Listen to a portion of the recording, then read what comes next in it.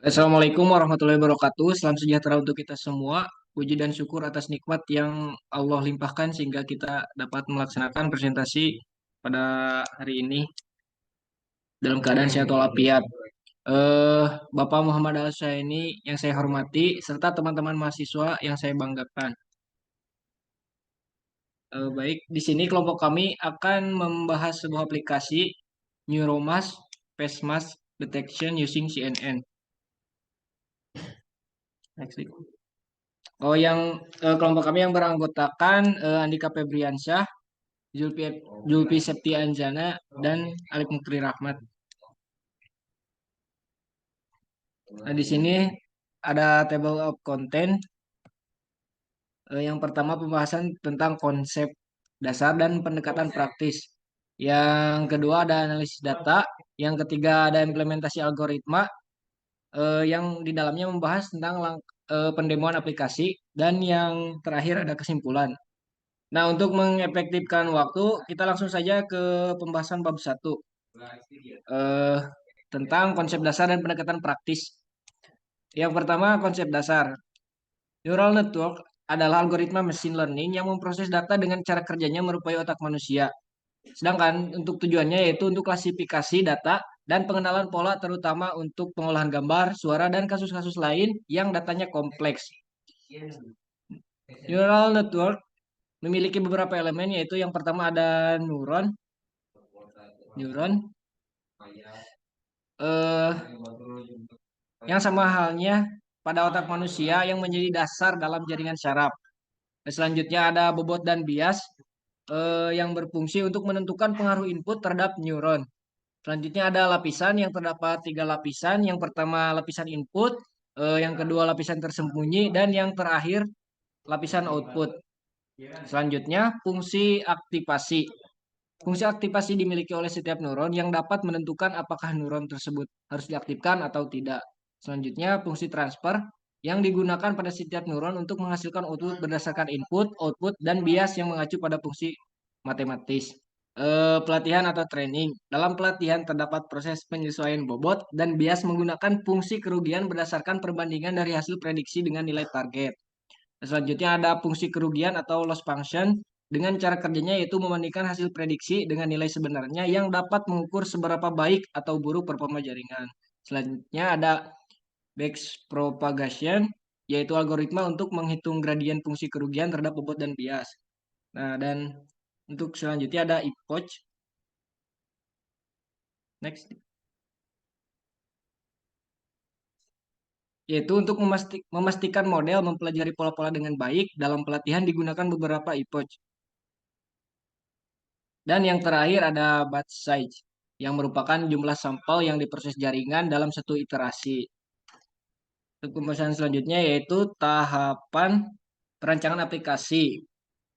Yang pertama ada dataset, yang kedua ada pre-processing, yang ketiga ada arsitektur CNN, yang selanjutnya ada pelatihan model, lalu selanjutnya ada evaluasi dan validasi, dan yang terakhir implementasi.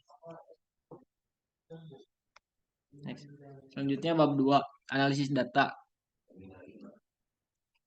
Pengenalan Kaggle. Kaggle adalah platform online yang menyediakan berbagai sumber daya bagi ilmuwan data, peneliti, dan pakar di bidang pembelajaran mesin dan ilmu data. Kaggle dikenal menyelenggarakan berbagai kompetisi data yang menantang pesertanya untuk memecahkan masalah kompleks menggunakan analisis data dan keterampilan pembelajaran mesin.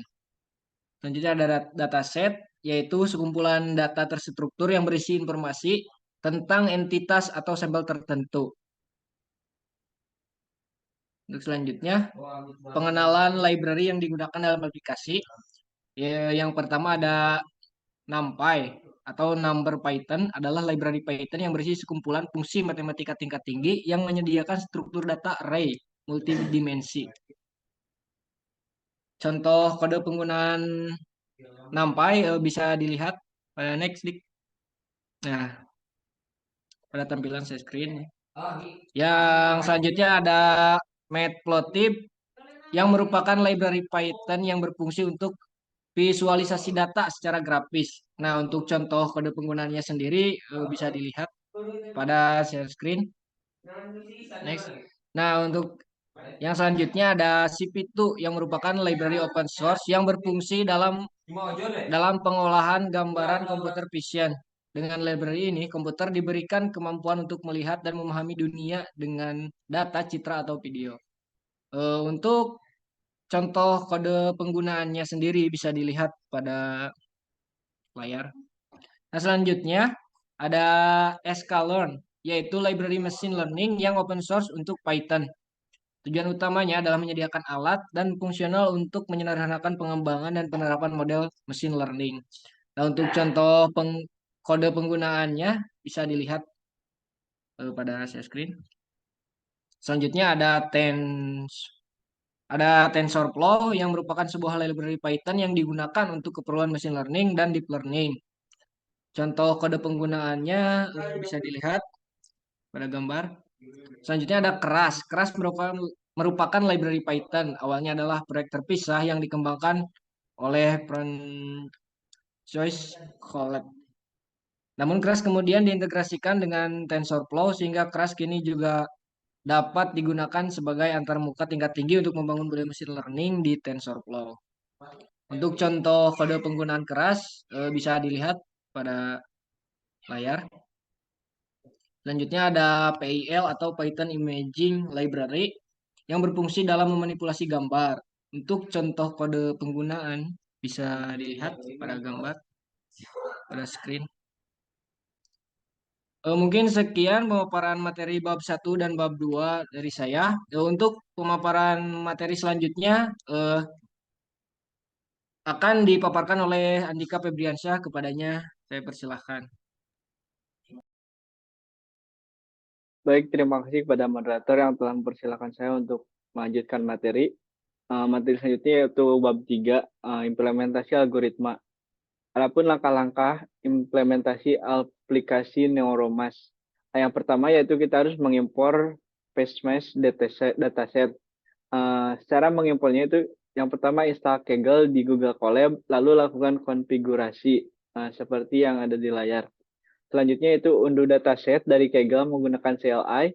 Dataset yang diunduh yaitu PageMesh dataset yang penggunanya bernama Omkar Gurap. Kemudian diekstrak seperti pada codingan yang ada di layar. Nah, selanjutnya yaitu import library. Library yang digunakan itu seperti NumPy, Matplotlib, CP2, PIL, dan sklearn. Nah, ini merupakan contoh mengimpor library. Selanjutnya, mendapatkan daftar file yang berisi gambar dengan masker dan tanpa masker dalam direktori menggunakan fungsi listdir, seperti pada layar. Lalu mencetak gambar dengan masker dan tanpa masker yang ada di dua direktori yang telah ditentukan sebelumnya. Selanjutnya itu menetapkan label untuk dua kelas. Di sini label 1 yaitu untuk gambar tanpa masker dan label 0 itu untuk gambar dengan masker. Untuk codingannya seperti ada di layar. Nah, ini merupakan contoh gambar yang menggunakan masker dan gambar yang tidak menggunakan masker. Selanjutnya yaitu image processing. Image processing adalah mengubah ukuran gambar. Nah, setelah itu lalu konversi gambar-gambar dari format file array NumPy sehingga list data berisi array NumPy dari gambar dengan masker dan tanpa masker yang nantinya akan dijadikan sebagai input dalam pelatihan model. Contohnya seperti di layar. Selanjutnya kita akan mengetahui tipe data, jumlah elemen, melihat elemen pertama dalam list seperti pada layar. Lalu selanjutnya mengetahui tipe data dari elemen pertama dan mendapatkan dimensi atau bentuk dari tipe array NumPy pertama dalam list data. Terlihat dari outputnya yaitu 128, 128, 3. Ini berarti gambar tersebut tingginya 128 piksel, lebarnya 128 piksel, dan memiliki tiga saluran warna yaitu merah, hijau, dan biru. Lalu selanjutnya mengkonversi list gambar atau data dan list label ke dalam array NumPy X dan Y. Seperti pada gambar. Lalu selanjutnya kita train atau latih tes split, membagi data set pelatihan atau tren dan set pengujian atau tes. 20% dari data akan dijadikan set pengujian. Pembagian data menjadi set tren dan set tes akan sama. Selanjutnya mencetak dimensi dari masing-masing array. Terlihat di outputnya yaitu ada 7553, 128, 128, 3. Nah, jumlah keseluruhan gambar di dataset sebanyak 70553. Nah, selanjutnya melakukan penskalaan pada data gambar. Penskalaan dilakukan supaya rentang nilai-nilainya kecil, biasanya dari 0 sampai 1. Ini dapat membantu dalam proses pelatihan model, seperti pada layar. Lalu selanjutnya melihat nilai-nilai dari set pelatihan. Terlihat bahwa nilai-nilai dari set pelatihan yang telah diukur berada dalam rentang 0 hingga 1. Nah, gambar yang di atas merupakan nilai-nilai yang belum diukur, dan yang di bawah itu merupakan nilai-nilai yang telah diukur. Selanjutnya, membangun arsitektur CNN atau Convolutional Neural Network. Yang pertama yaitu import TensorFlow dan modul keras dari TensorFlow. Untuk arsitektur model CNN-nya yaitu yang pertama ada lapisan konvolusi 1, lapisan max polling 1, lapisan konvolusi 2, lapisan max polling 2, lapisan flatten, lapisan dense 1, lapisan dense 2, lapisan dropout 2, dan yang terakhir ada lapisan output. Selanjutnya mengompilasi model CNN. Parameter-parameter yang digunakan yaitu ada optimizer, loss, dan matrix. Dan selanjutnya melatih model neural network dengan menggunakan data pelatihan.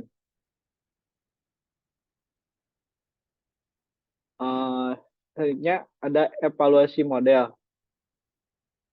Mengevaluasi model pada set pengujian. Outputnya adalah mencetak nilai akurasi dalam set pengujian. Jadi ini tuh memberitahu kita sejauh mana model bisa melakukan klasifikasi dengan benar pada data baru. Akurasi yang dilakukan untuk memberikan gambaran tentang kinerja model pada dataset pengujian. Di sini terlihat akurasinya 0,91 seperti yang ada pada layar. Selanjutnya, membuat plot grafik loss dan akurasi pada set pelatihan dan validasi selama proses pelatihan model. Ini tuh jika set validasi meningkat dan kurva loss pada set pelatihan terus menurun, itu terjadi overfitting. Sebaliknya, jika tetap konstan, model mungkin berjalan dengan baik. Dapat dilihat outputnya ini modelnya itu tetap konstan keduanya. Sekian pemaparan materi dari saya kembalikan ke moderator. Nah, baik, terima kasih kepada Saudara Andika yang telah memaparkan materinya. Untuk pembahasan selanjutnya akan dilanjutkan oleh Saudari Julpi. Kepadanya disilahkan. Baik, terima kasih kepada moderator yang telah mempersilahkan saya untuk mendembukan aplikasi. Sebelumnya izin saya di screen dulu.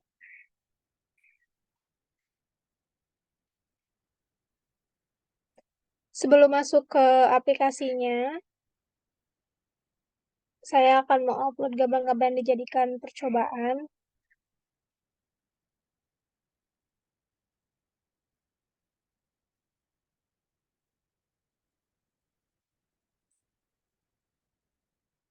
Nah, untuk sistem prediksinya, di sini kita disuruh untuk masukkan gambar yang akan diprediksi. Untuk percobaan pertama, saya akan menggunakan gambar yang testing ke 1.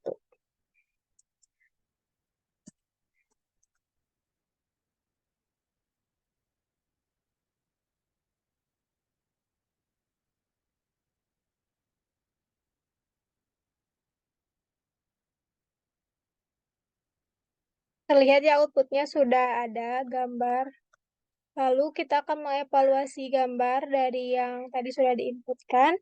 Outputnya terlihat di sini bahwa terdapat dua nilai probabilitas, yaitu sebesar 0,49 untuk kelas 0 atau kelas yang tidak menggunakan masker, kemudian 0,574 untuk kelas 1 yang menggunakan masker. Di sini labelnya terprediksi 1, maka output atau pesan yang akan muncul itu orang tersebut terdeteksi menggunakan masker. Selanjutnya, untuk percobaan kedua, saya inputkan yang testing 2.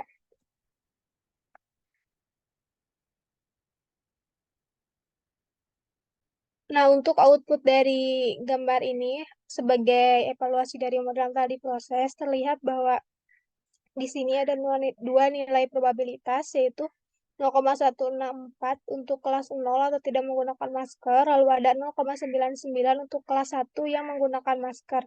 Nilai maksimumnya juga sesuai dengan kelas 1, yaitu 0,99.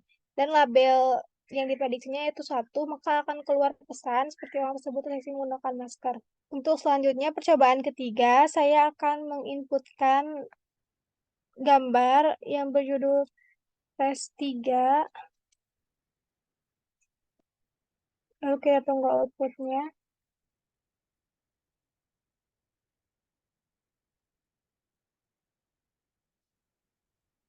Sudah muncul outputnya, lalu kita evaluasi dari model.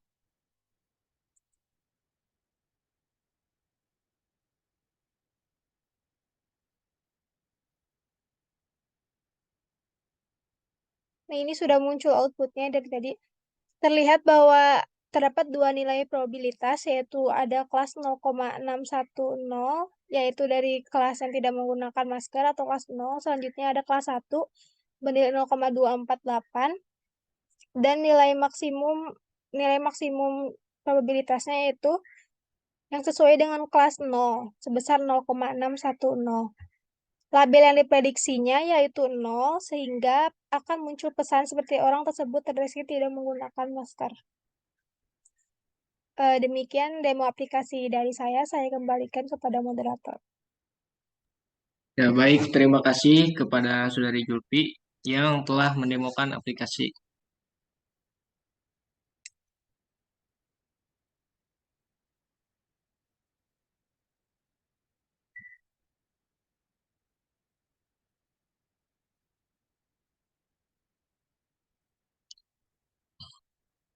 Nah, baik.